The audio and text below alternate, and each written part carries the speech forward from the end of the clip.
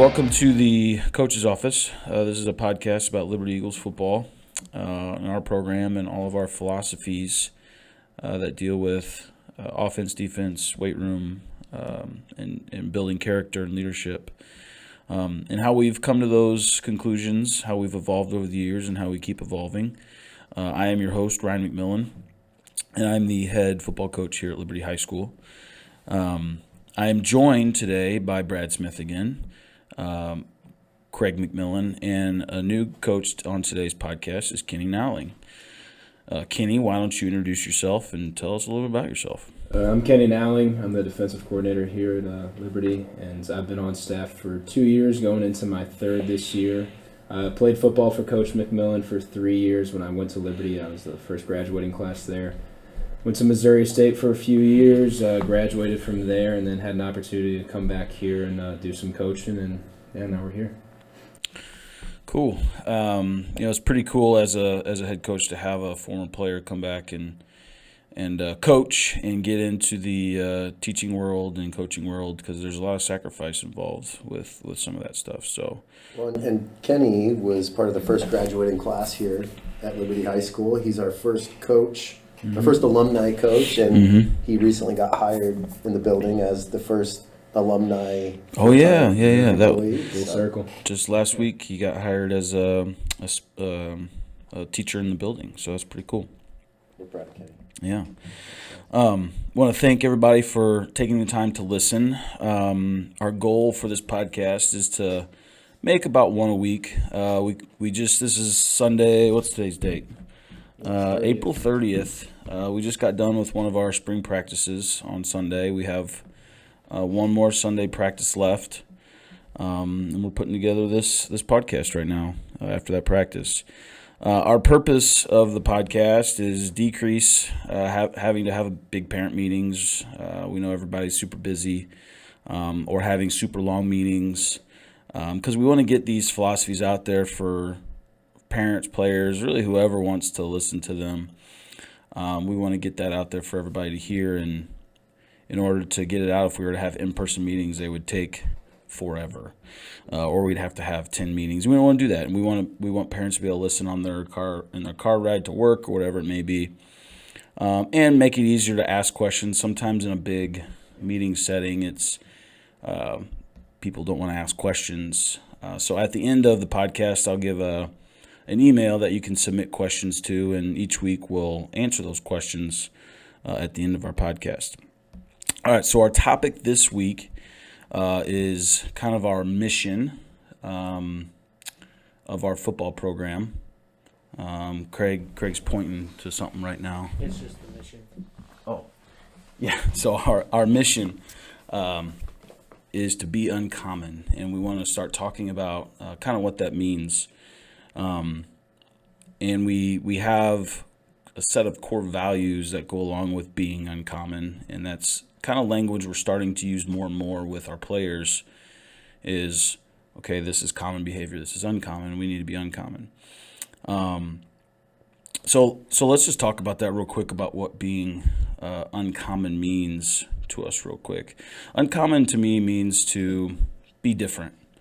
In today's world, especially with maybe high school kids, it's easy to kind of just follow along in the crowd and do what everyone else is doing. And that's not really a recipe to be successful in anything you're doing necessarily. So it's about being different and putting in hard work, and so that's kind of what uncommon means to me. What about some of you guys? Yeah, I mean, for me, uncommon is something that transcends sports. You know, we want to win football games. We'll get to that as well.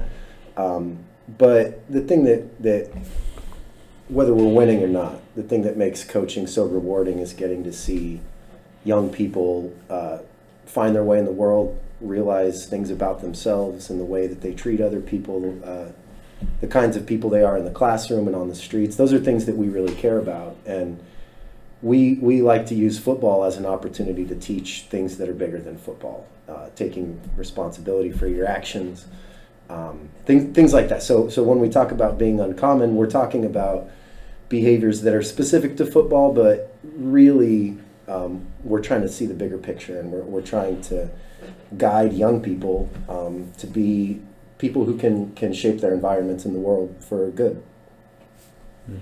Yeah, I think to me, it's about going past what's expected of you. Like, for example, we want all of our players to show up to practice. That's expected. But once you're at practice, going above and beyond and giving all of your effort in the drills, doing the little things that even if coaches aren't watching, you're doing it and you're being uncommon and getting better. And we like to delineate between our mission as a program with the players and our goals. Our goals are kind of completely separate, to be honest. And our mission to be uncommon is what we're striving for daily, every day. So the first two core values that we're going to talk about today are attitude and effort. And we link each one, so we have our players put their hands in like a U, like the Miami University, and each finger represents a different core value. And this year, we've done this in the past. Players are going to have to get up and state those core values in order to get their decals. So on the pinkies are attitude and effort. And the reason we put them on the pinky, we feel like no matter what level player you are, no matter how much talent you have, those are easy things that you can control, you can do yourself each and every day. They're the little things. That's why they go on the pinky fingers.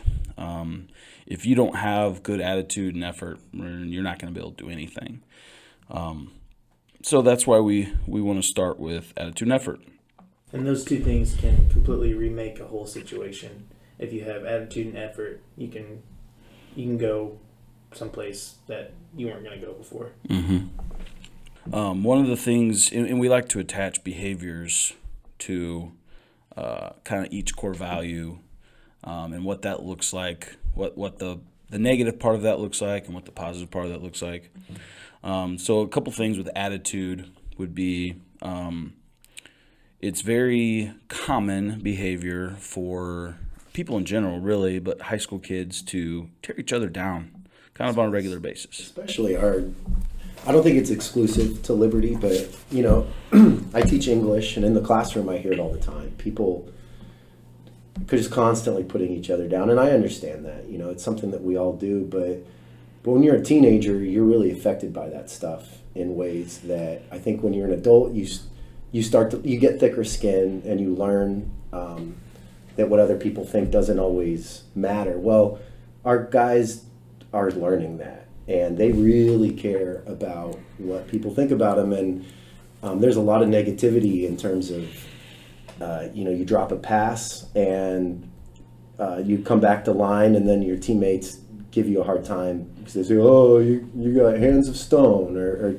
stuff like that. And it's small stuff, but that small stuff adds up. And our guys, we try to teach our guys to lift each other up, because even though it's a small difference, those things are the difference between being able to grow and beating yourself up. And it's hard to win football games, and it's hard to be successful in life if you're constantly looking at the past and allowing your mistakes to define you. And so we're really conscientious about making sure that when we talk to one another that we're positive. And even if we're giving correction, we want to frame it in a positive way. And it's a hard behavior to learn, because there is so much negativity out in the culture.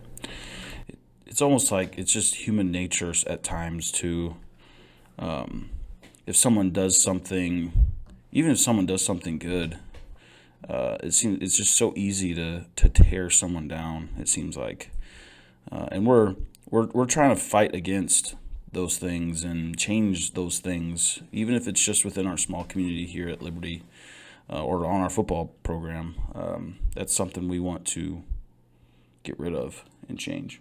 And this plays into mental toughness as well. One of the things when you start reading mental toughness books that you realize is that you absolutely have to get rid of the negativity. The more negativity you generate, the more anxiety and things that your brain starts to associate with being out on the field and playing football. And we need to change that anxiety into something that they see as a challenge for them to go out there and overcome instead of something for them to be anxious about. And if we pile on negativity in our practices amongst our players and coaching staff, that's going to have a negative impact on Friday night. We have to change that negativity into personal challenges for them to be able to overcome. And that'll all play into our mental toughness that we're trying to build with our team.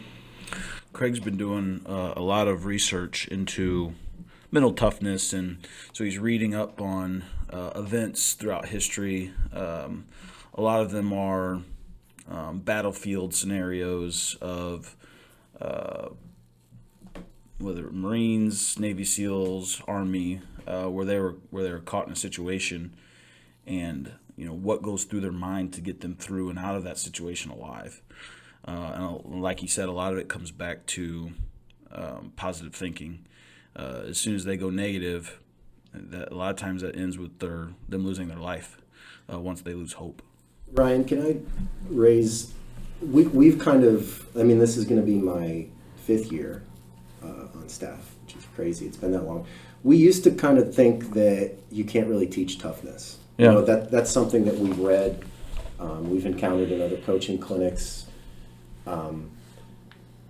We've kind of started to change our position on that a little bit. We started to question that and think that, well, is that true? Can we not teach? I mean, Craig is a tough dude. He's a Marine.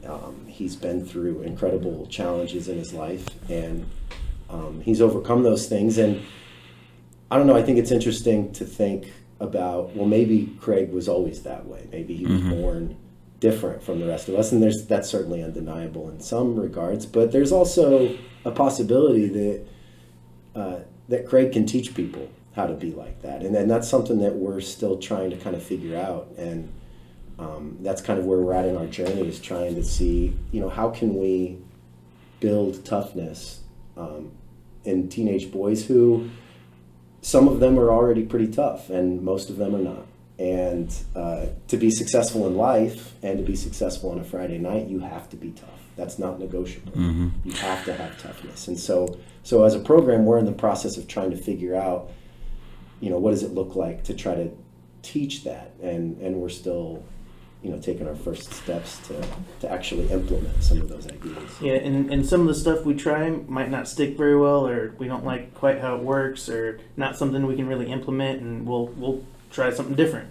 And this will be a process that we're trying to put together for these guys, because Coach Smith was right. There's a lot of stuff out there that'll tell you can't teach it, and we're kind of trying to strive to go against that and to build a program that is teaching young men to be mentally and physically tough. Well, and I think the hardest part about teaching toughness is it's just most of it's in your head. We're trying to figure out how to coach the brain, really. That's right. And for years, I looked for ways to, how do I increase toughness? And this was before I was even necessarily the head coach here.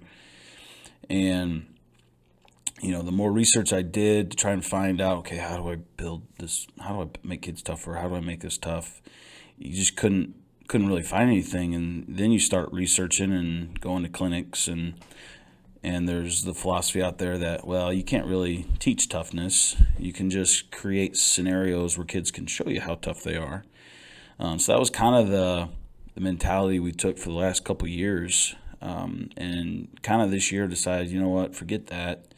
Let's do everything we can to build toughness in our program. So that's Craig's main job, is to figure out, how to train everybody's brain. And it's not just kids, it's coaches. Like, we all need to be tough people, because on Friday night, there's going to be scenarios where things aren't going well, and we have to be mentally tough enough to stay the course and keep fighting if we want to win. So that's kind of how that's evolved over the years, and it's a continuous process that we're working through on a daily basis. We have conversations all the time about what we can do. I think we've made huge strides this spring with doing that. So I'm happy with what we put in place. I'm really proud of how our guys have been receptive to some of the stuff we've been asking. I mean, we're asking. We've challenged them. We've called them out on things. And we're asking they them generally to do have taken things. it and taken it in stride and continued to strive to be a part of our program. it's been really awesome to see. We're asking them to do things that we haven't asked teams in the past. You know, we are being very demanding and very difficult at times and intense, and they've responded incredibly well. And I've been really impressed with this group, and that is about attitude. You know, that's ultimately what we're talking about right now, is the importance of having a positive attitude. And part of being tough is learning to focus on the things you can control and blocking out the things you can't control. And we've tested our guys a few times this spring, and so far it's so good. The next core value here is effort, which I'm sure everybody thinks, oh, effort, like that's a given, you know. But if you don't coach effort, human beings naturally are going to take the path of least resistance, in my opinion, most of the time. Especially teenage human beings. Yeah. And we've been really harping on effort, I would say. Every coach harps on effort, but I would say we've really made it a point of emphasis, huge emphasis this spring. And we've given them a metric to see whether or not they are putting in that effort. And that's probably the biggest key, I would say, to coaching effort, is we've come up with a system of keeping track of points that allows them to see effort and lack of effort. Because if you don't have attitude. and attitude, it's our point system for practice is more or less those two things. But without a way for them to see it, to gauge it, a metric to judge it, it's going to be hard for kids to get better at it. And I think we've really developed a way for them to get better at their effort. You know, effort's kind of simple. That's why it's, you know, the little thing that anyone can do. Finishing drills, intensity of action. Craig, you want to talk about intensity of action?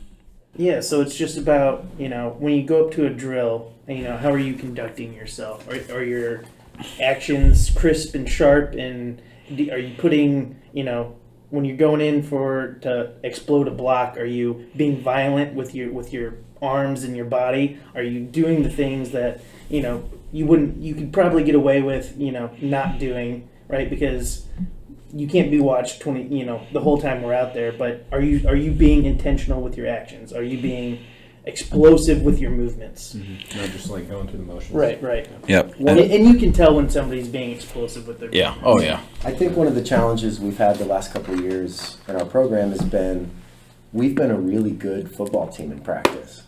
And then we show up on Friday night and we have a very different performance. And we've made a real effort as a coaching staff to kind of look in the mirror and say, how can we do a better job of simulating game conditions in practice? And some of that has to do with physical demands, but most of it is about mental focus and intensity and trying to create the kind of psychological conditions in practice that are going to carry over directly to a Friday night. And being intense is required in the game of football. You cannot play football without intensity and win. It doesn't work. And I think we've had a tendency in the past to kind of treat practice as at one level of intensity, and then we show up on a Friday night and the lights are bright, there's people in the crowd, we're nervous, the girls are paying attention,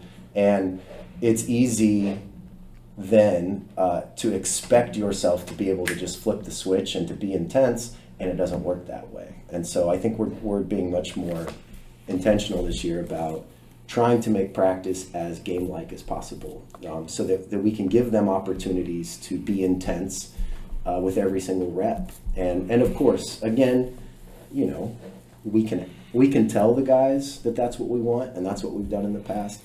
But I think we're trying to do a better job this year of demanding that and requiring that. And one of the good things about our point system, Coach just mentioned about, you know, translating what we're doing to Friday nights. You know, you're going to get into a game where a couple bad things happen, and you're down, you know, 2 scores, and a lot of what happens Friday night is going to be determined on do you have the mental toughness to overcome that? Do you have the mental toughness to push through that and continue to play hard out on the field and come back from that? And so a lot of these days we're starting these practices. It's pretty common for us to start 10 points down probably. Yep. And so they have to put in the effort and the attitude to come back from those. We're making them start every day down, and they have to work through practice to come back from that. And so far they've done a phenomenal job doing that. You want to talk about the point system a little bit? Have you really gone into detail on that? No, we may cover that in a later podcast. Yeah, or we may have questions about the point system. But it's been a huge thing for us. If you have any questions about today's podcast, you can email questions to thecoachesofficepodcast@gmail.com. One more time, that's thecoachesofficepodcast@gmail.com, all lowercase. Just to be clear, I'm an English teacher, so I'm anticipating coaches as in the plural of coach, not coaches. Correct. Possessive. Right? Yeah. TheCoaches Office Podcast @gmail.com. I work with high school kids all the time. So. This is the Coach's Office. Thank you for listening.